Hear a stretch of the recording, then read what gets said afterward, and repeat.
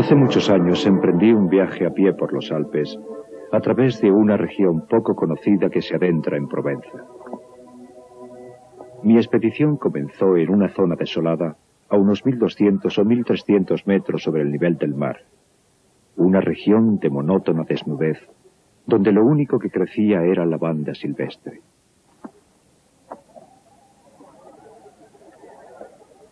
Atravesé esta región por la parte más ancha, y al cabo de 3 días de camino me encontré en un desierto, una tierra baldía y estéril. Acampé junto a las ruinas de un pueblo abandonado. Se había terminado la reserva de agua y necesitaba urgentemente encontrar más. Aquel racimo de casas, a pesar de encontrarse en ruinas, me hizo suponer que en algún momento debió haber allí una fuente o un pozo.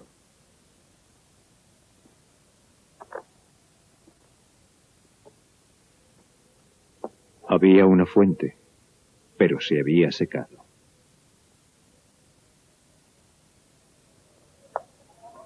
Aquella media docena de casas sin techo, erosionadas por el viento y la lluvia, y la pequeña iglesia con su campanario semiderruido, se agrupaban como las casas y las iglesias de los pueblos habitados.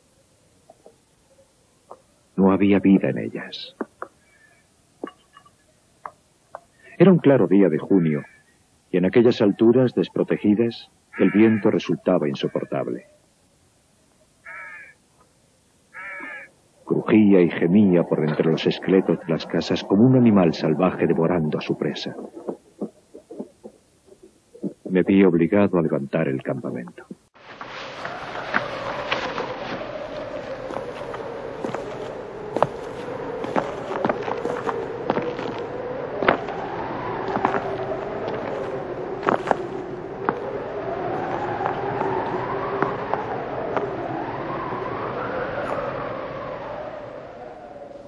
Después de otras 5 horas de caminata, seguía sin encontrar agua. Y no había razón para suponer que tendría suerte. Por todas partes reinaba idéntica sequía. No se veía más que maleza amarilla.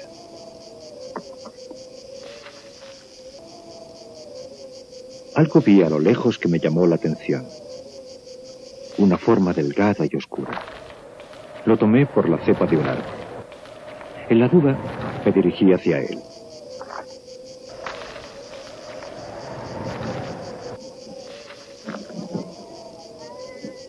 Era un pastor. Le rodeaban unas 30 ovejas tumbadas sobre la tierra caliente.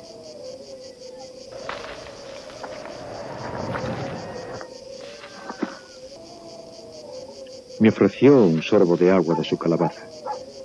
Un poco después, me condujo hasta su redil que se encontraba en un pequeño valle. Sacó agua. Un agua estupenda de un pozo natural muy profundo, al que había provisto de una polea rudimentaria.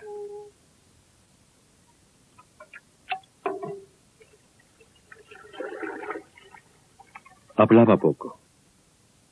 Eso es característico de las personas que viven solas. Pero sentía que estaba seguro de sí mismo, y esa seguridad impedía toda desconfianza. Aunque resultaba extraño en una tierra tan poco hospitalaria, no vivía en una choza de pastor, sino en una casa de piedra que seguramente él habría reparado con sus manos al llegar aquí. El tejado era sólido y fuerte. El viento sobre las tejas hacía un ruido como el del mar en la playa.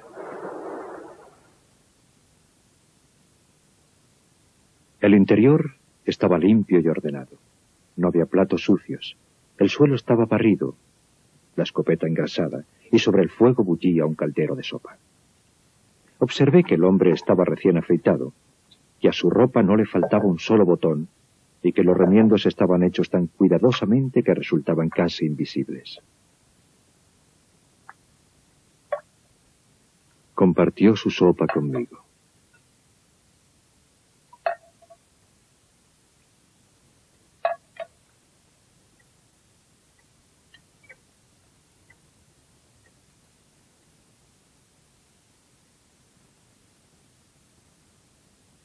Más tarde, al ofrecerle tabaco de mi petaca, Me dijo que no fumaba. El perro, tan callado como su dueño, era cariñoso, sin ser servil.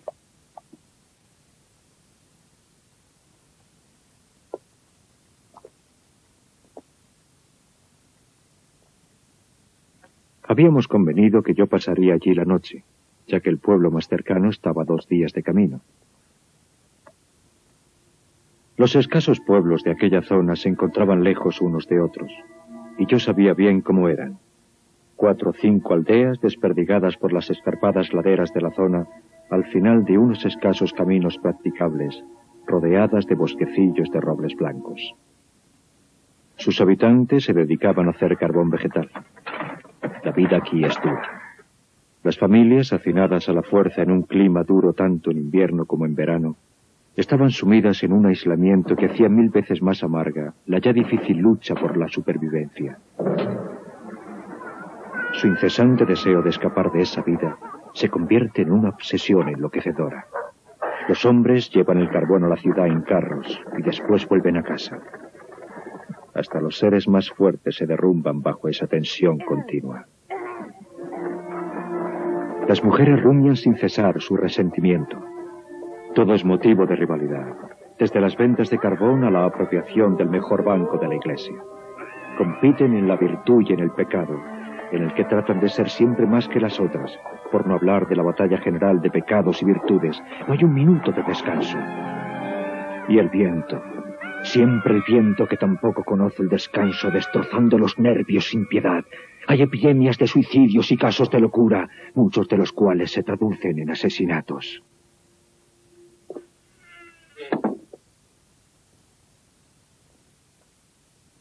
El pastor, que no fumaba, cogió una bolsita y echó un montón de bellotas en la mesa. Las examinaba cuidadosamente una por una, separando las buenas de las malas. Yo fumaba mi pipa. Le pregunté si quería que le ayudara. Él contestó que era su trabajo, y yo, al verlo meticulosamente que lo hacía, no insistí. Aquella fue la única vez que hablamos en toda la noche. Una vez que hubo separado suficientes bellotas, empezó a hacer grupos de 10 con las buenas, seleccionándolas de nuevo. Separaba las que eran demasiado pequeñas o las que tenían alguna grieta. Ahora su inspección era muy escrupulosa. Cuando hubo reunido 100 bellotas perfectas, detuvo su tarea y se fue a la cama. La presencia de aquel hombre le llenaba a uno de paz. A la mañana siguiente le pedí que me permitiera quedarme un día más a descansar. Mi petición le pareció muy natural, o mejor dicho, la impresión que me dio fue que nada podía alterarle. No es que yo necesitara desesperadamente descansar, pero aquel hombre me intrigaba y quería saber más cosas de él. Sacó su rebaño del redil y lo condujo a los pastos. Antes de marcharse, metió las bellotas que había elegido tan cuidadosamente la noche anterior en un cubo de agua y las dejó en remojo. Observé que su cayado era una barra de hierro del grosor de un pulgar y tan alto que me llegaba al hombro.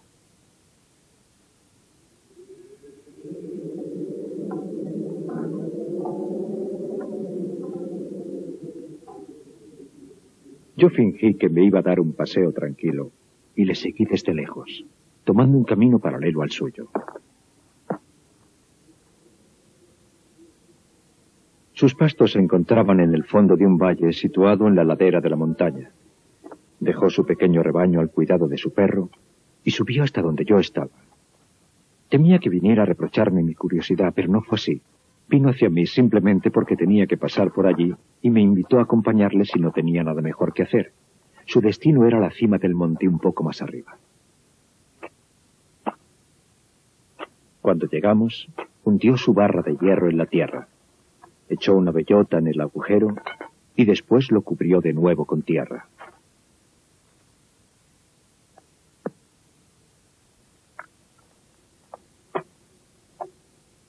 Estaba plantando robles. Le pregunté si la tierra era suya. Me contestó que no. Le pregunté si sabía de quién era. No, lo ignoraba. Suponía que eran terrenos comunitarios que pertenecían al municipio o tal vez a personas que no los utilizaban, pero no le interesaba quién fuera el dueño. Siguió plantando cuidadosamente sus 100 bellotas.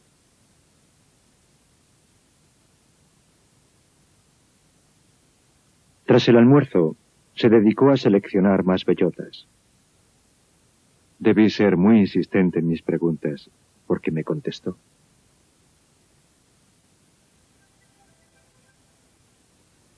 Llevaba 3 años plantando árboles en aquel lugar solitario. Había plantado ya 100.000. De estos habían nacido 20.000. Calculaba que perdería la mitad debido a los roedores o a otros designios inescrutables de la providencia. Eso dejaba 10.000 robles que crecieran en un lugar donde antes no había nada. Al oír aquello, me puse a calcular la edad del pastor. Era evidente que pasaba de los 50. 55, me dijo. Se llamaba Elzéar Bouffier.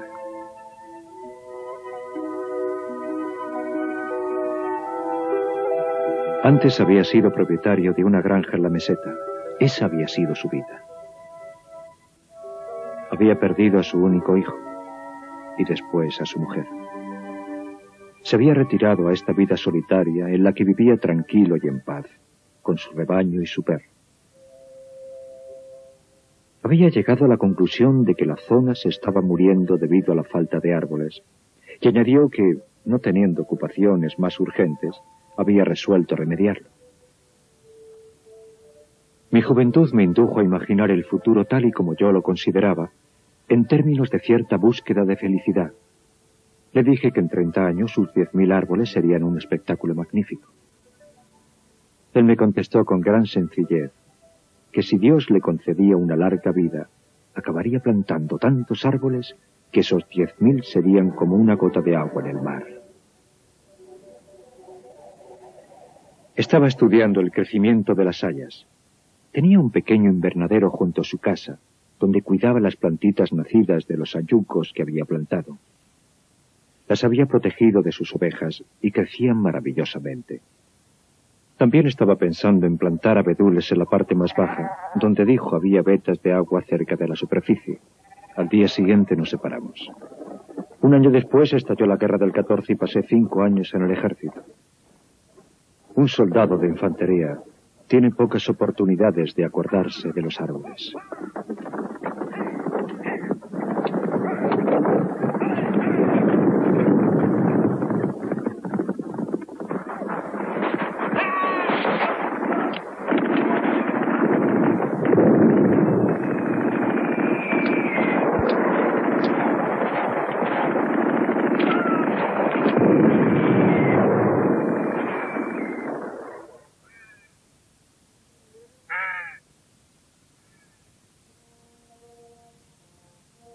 Al licenciarme, me encontré en posesión de una modesta gratificación del ejército y sentí la imperiosa necesidad de respirar aire puro. No tenía ningún otro propósito al emprender de nuevo el camino que conducía a aquellas tierras desoladas. Habían cambiado muy poco, a no ser porque más allá del pueblo muerto, vi a lo lejos una especie de niebla gris que alfombraba los montes.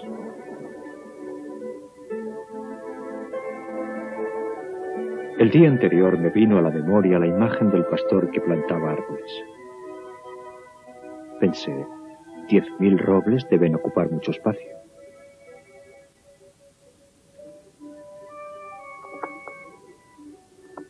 En aquellos últimos 5 años, había visto tantos muertos que me temía lo peor con respecto a Elzéar Bouffier.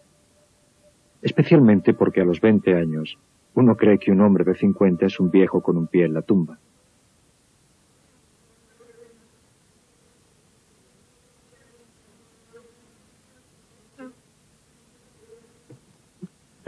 Pero no estaba muerto. Había cambiado de oficio. solo conservaba 4 ovejas. Pero tenía algo más de 100 colmenas. Se había deshecho de su rebaño porque ponía en peligro sus plantaciones de árboles. No había prestado atención a la guerra. Había seguido plantando imperturbablemente. Los robles que había plantado en 1910 tenían ya 10 años y eran más altos que nosotros. ¡Qué espectáculo tan impresionante! Me quedé literalmente sin habla. Y como no era un hombre locuaz, pasamos el día paseando en silencio por su bosque. Estaba compuesto de 3 partes y la parte más larga tenía un total de 11 kilómetros y la parte más ancha no medía menos de 3. Cuando uno piensa que todo aquello había surgido de las manos y el alma de un solo hombre, sin la ayuda de ningún medio mecánico, se da uno cuenta de que el hombre puede emular a Dios en tareas que no siempre conducen a la destrucción. Había sido fiel a su dueño, y las hayas que se perdían en el horizonte tan altas ya que nos llegaban a los hombros, eran testimonio de ello. Los robles eran fuertes, y ya había pasado la época en que estaban a merced de los roedores, y por lo que respecta a los designios de la providencia misma, habría tenido que recurrir a un ciclón para destruir lo que había creado un solo hombre.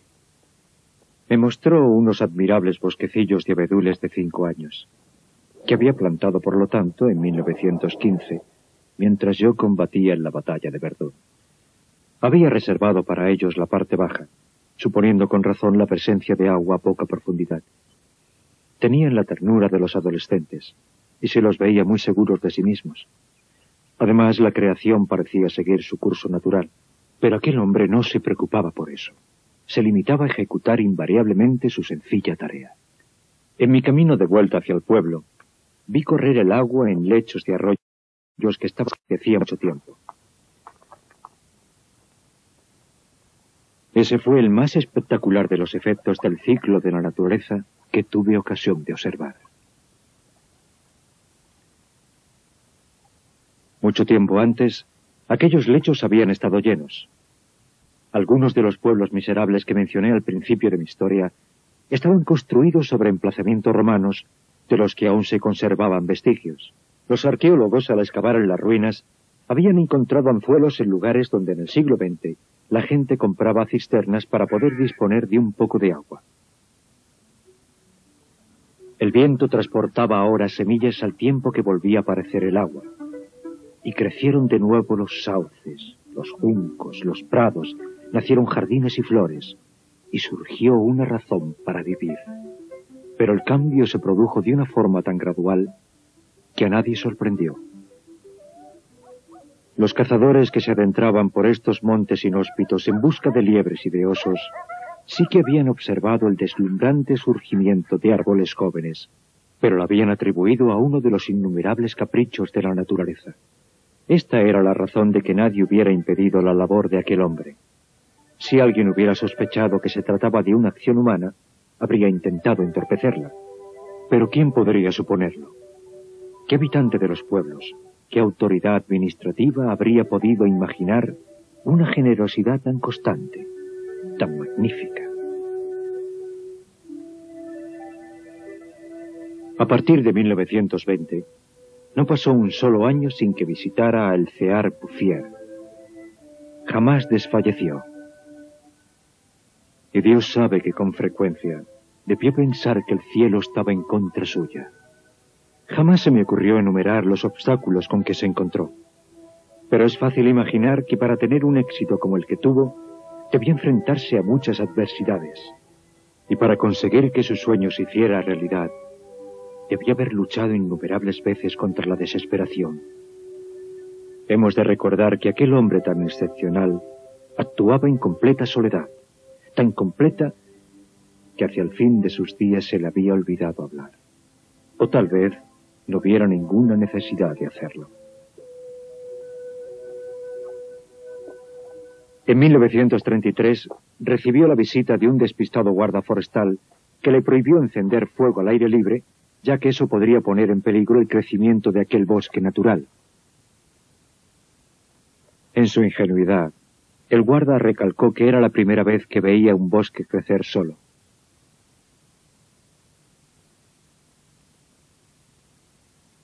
En 1935, una nutrida delegación de funcionarios acudió a examinar el bosque natural. Había un dignatario del Departamento de Tierras y Bosques, un diputado y un grupo de expertos. Se pronunciaron muchos discursos. Se decidió que había que hacer algo, pero afortunadamente nada se hizo. A no ser lo único sensato que se podía hacer: situar el bosque bajo la protección del Estado y prohibir el acceso a los carboneros de la zona. Era imposible no sentirse hechizado por el esplendor de aquellos árboles jóvenes con su vigor y su fuerza. Y el bosque prendó de su hechizo al mismísimo diputado.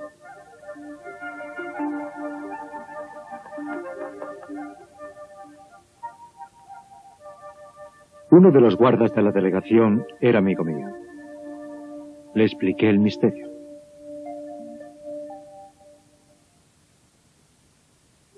A la semana siguiente fuimos a ver a Alcear Bouffier.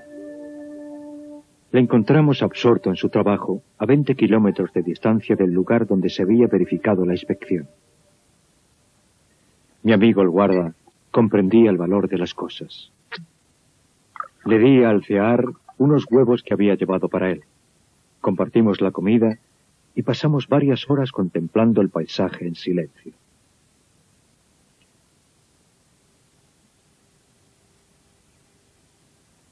La pendiente por la que habíamos subido estaba cubierta por árboles de 6 o 7 metros de altura. Recordé el aspecto que presentaba aquella región en 1913, el de un desierto. El trabajo tranquilo y constante, el aire saludable de las montañas, su frugalidad y por encima de todo su paz mental habían dotado a aquel hombre de una salud que era casi un aura. Era uno de los atletas de Dios. Me preguntaba cuántas hectáreas más cubriría de árboles. Antes de marcharnos, mi amigo se limitó a hacer una sugerencia sobre el tipo de vegetación para la que aquellas tierras parecían más favorables. No insistió más. Por la sencilla razón, me explicó después, de que de eso él sabe mucho más que yo. Debió seguir dándole muchas vueltas más porque, tras una hora de camino, añadió: sabe más que nadie. Ha encontrado una forma magnífica de ser feliz. Gracias a este guarda, se protegió no solo el bosque, sino también la felicidad de su creador. El bosque se encontró en peligro solo una vez, durante la guerra de 1939. Los coches de la época funcionaban con generadores de leña y nunca había bastante madera. Empezaron a cortar robles en 1910, pero el bosque estaba tan lejos de cualquier camino practicable que la tala resultaba antieconómica y se abandonó.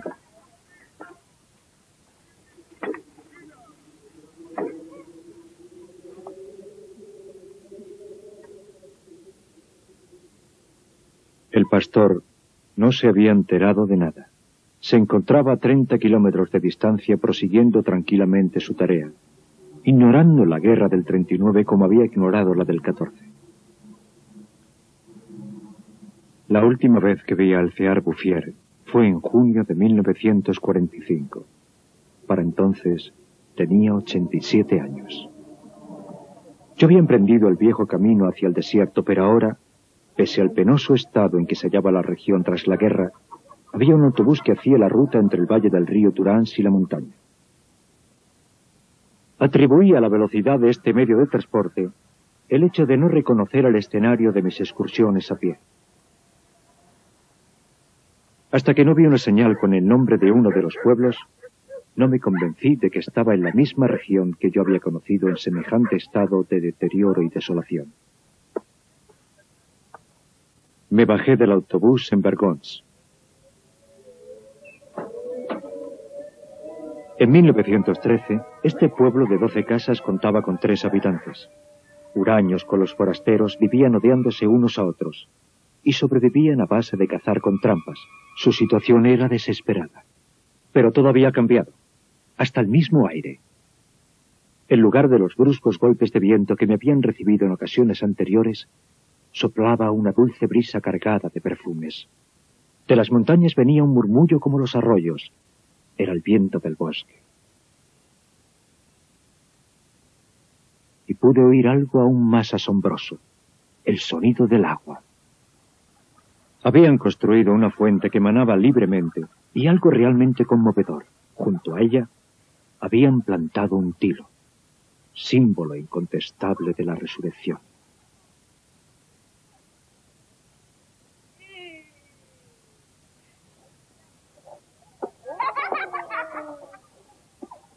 También en otros aspectos presentaba Vergons muestras de una clase de tarea que solo se emprende si hay esperanza. Había vuelto, pues, la esperanza. Habían desaparecido las ruinas y se habían derribado los muros semiderruidos. Las casas nuevas, recién encaladas, surgían rodeadas de huertos donde las verduras y las frutas se mezclaban en alegre orden. Juntas crecían, pero no revueltas, repollos y rosas, puerros y dragones, apio y anémonas. Aquel pueblo se había convertido en un lugar que invitaba a quedarse. Desde allí proseguí a pie. La guerra no había permitido que la vida floreciera en todo su esplendor, pero Lázaro había resurgido de su tumba. En las faldas de la montaña vi pequeños campos de centeno y cebada, y en el fondo de los estrechos valles los pastos empezaban a verdear de nuevo.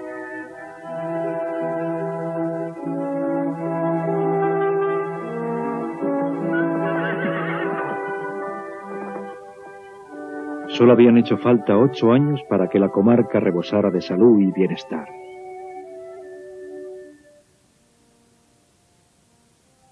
En lugar de las ruinas que había visto en 1913, había ahora granjas primorosas recién encaladas, signo de una vida cómoda y feliz. Las antiguas fuentes, alimentadas por la lluvia y la nieve retenida por el bosque, habían empezado a brotar de nuevo. Cada granja dispone de agua de los arroyos que se derrama sobre la tierra alfombrada de mente fresca. Los pueblos habían sido reconstruidos poco a poco. A las montañas había acudido gente del llano, donde la tierra es cara, trayendo su juventud, su vigor y su espíritu de aventura. Por los caminos se veía gente sana, bien alimentada, muchachos y muchachas que sabían reír y que habían recobrado el gusto por las diversiones sencillas.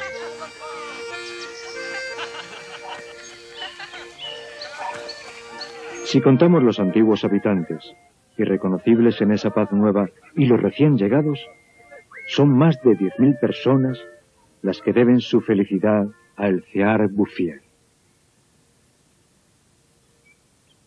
Cuando pienso que un solo hombre, un solo cuerpo, una sola mente ha sido capaz de hacer surgir esta tierra de Canaán del desierto, siento que a pesar de todo el ser humano es admirable. Pero considerando la vehemente determinación, la inamovible generosidad de espíritu que ha sido necesaria para obtener este resultado, lo que siento es un enorme respeto por ese pastor viejo y letrado que llevó a término una tarea digna del mismo Dios. El Cear Bouffier murió serenamente en 1947 en Banon.